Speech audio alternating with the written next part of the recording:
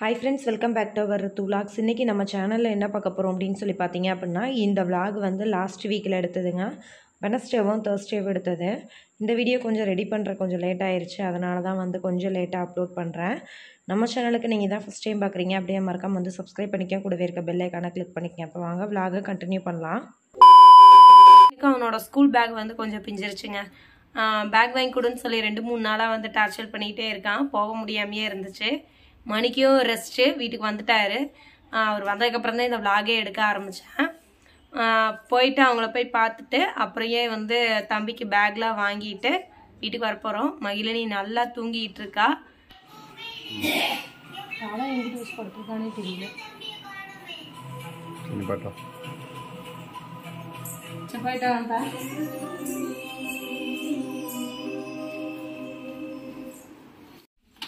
Helmet வேணாமா?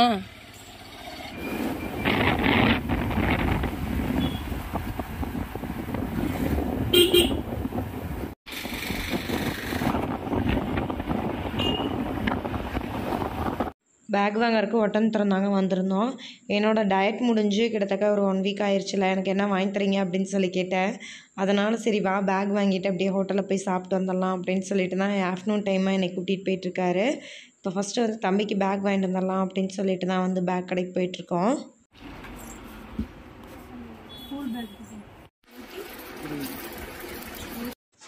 Lunch பேக்கும் சேர்த்து பார்க்கலாம் அப்படின்னு சொல்லிட்டு பார்த்தோம். பட் வந்து ரேட்டெல்லாம் கொஞ்சம் அதிகமாக இருந்துச்சு. அதனால் இப்போதைக்கு வந்து பேக் கண்டிப்பாக தேவை. ஏன்னா ஃபுல்லாக வந்து கிழிச்சிட்டாங்க. அதனால தான் பேக் வாங்கிட்டு மட்டும் அப்படியே கிளம்பிட்டோம்.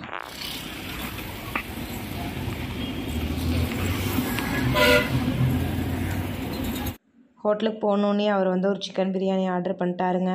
என்னால் வந்து அது பார்த்த உடனே இந்த அருவனால பெருசாக எதுவும் சாப்பிடாதனால எனக்கு அது மேலே ஒரு இன்ட்ரெஸ்ட் கம்மியாயிடுச்சு. அதனால் புரோட்டா மட்டும் வாங்கிட்டு சாப்பிட்டு அப்படியே அங்கேருந்து கிளம்பிட்டோங்க. மாமா வந்து ஃபோன் பண்ணிட்டாரு. பாப்பா எந்திரிச்சிருச்சு அழுதுகிட்டு இருக்கு அப்படின்னு சொன்னால கொஞ்சம் வேகமாக கிளம்பி போயிட்டுருக்கோம். அழுது அப்படியே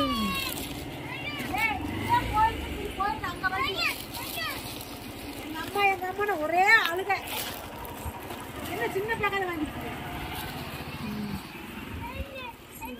சோறு சாப்பிட்டியா இல்லையா?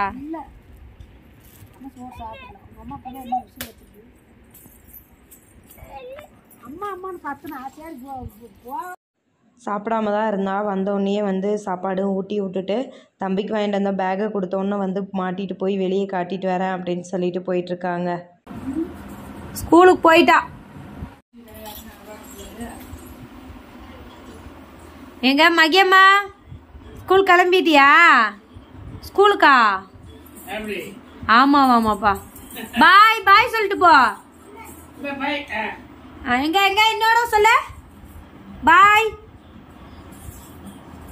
ராடுப்புல ஹலோ ஹலோ இந்த பையன் யாரு?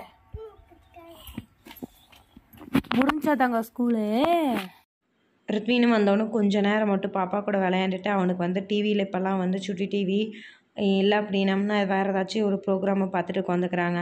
அதில் வந்து டோரா பயணங்கள் போட்டோன்னு வந்து அதை பார்த்துட்டு உட்காந்துருக்கான். நான் அதில் சொல்கிற மாதிரி தம்பியை சும்மா வந்து கிண்டல் பண்ணிட்டு பார்த்துக்கிட்டு இருந்தேன். அவனும் அதை ரிப்பீட் பண்ணிக்கிட்டு இருந்தான்.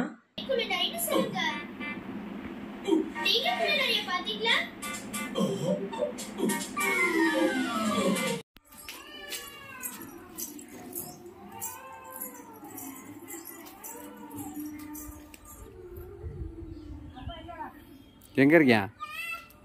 எங்க எங்கிட்டு? ஏய் ஏமா இருக்கு? ஐயோ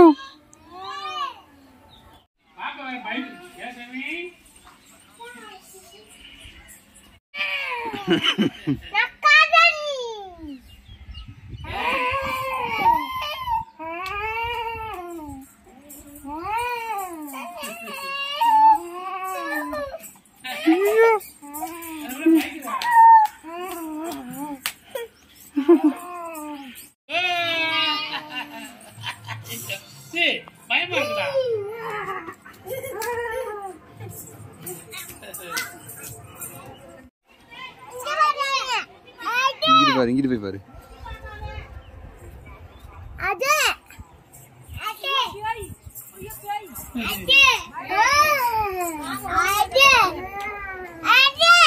இந்த பிள்ளை கொடு.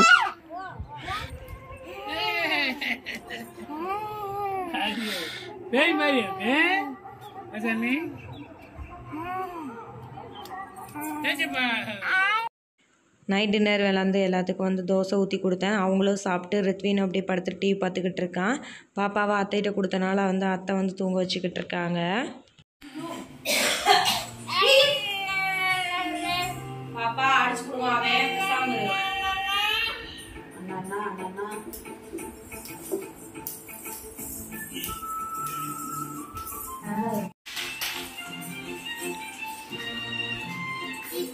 லாரி எடுத்து இருக்குமா?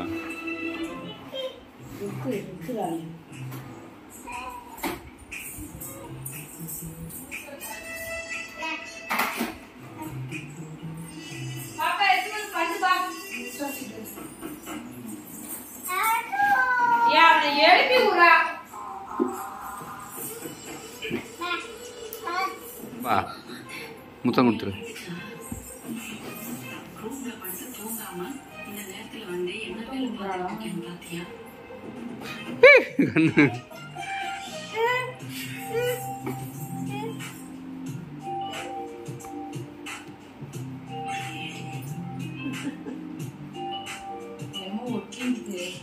ஒட்டி இருக்கான்.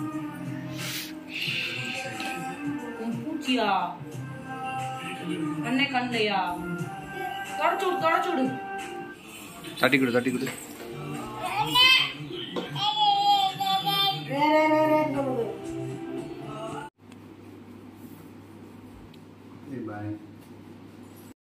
தேர்ஸ்டே மார்னிங் நான் எந்திரிச்சது கொஞ்சம் லேட்டுங்க. ஸோ என்னடா சமைக்கிறது அப்படின்னு சொல்லி யோசிச்சுட்டு இருந்தேன். பட்டாணி வந்து கொஞ்சமாக ஊற வச்சுருந்தேன் குழம்பு வச்சுக்கலாம் அப்படின்னு சொல்லிட்டு.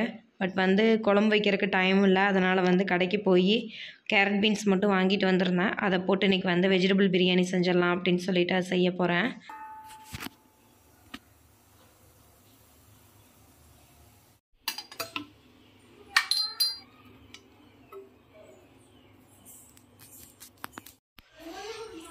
ஏய் குட் மார்னிங் சொல்லு. குட் மார்னிங் சொல்லு. எப்படி பாப்பா?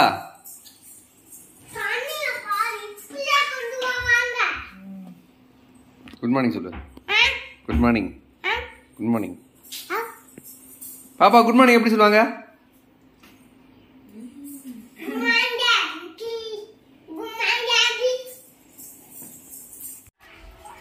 புது பேக் நல்லா இருக்கு நல்லா இருக்கு. போ போ பாத்து போ டக்குன்னு போ. சரி பாய் சொல்லு அப்பாக்கு. பாய் சொல்லு. இவ்வளோ நேரம் ஆயிடுச்சு. சரி நீ கிளம்பு நேரமாகுது. அம்மா வந்து உளுந்தங்கச்சி செஞ்சுருந்தாங்க. எப்பயுமே எங்கள் வீட்டில் வந்து வெரைட்டி ரைஸ் அப்படின்னாவே கண்டிப்பாக வந்து அத்தை அம்மாங்களுக்கு எல்லாத்துக்குமே சேர்த்து தான் சமைப்பேன். அம்மா வந்து உளுந்தங்கச்சி செஞ்சனால எனக்கு கொஞ்சம் கொடுத்தாங்க. அதவே என்னோடய காலையில் பிரேக்ஃபாஸ்ட்டாக எடுத்துக்கிட்டேன். மகிழினி கொஞ்சமாக அதை மட்டும் கொடுத்துட்டு அவருமே வந்து வேலை கிளம்பிட்டார். இன்றைக்கி அவர் கிளம்பியில் பார்த்தீங்க அப்படின்னா கொஞ்சம் லேட்டு 8:30க்கு மேலே தான் வந்து கிளம்புனார்.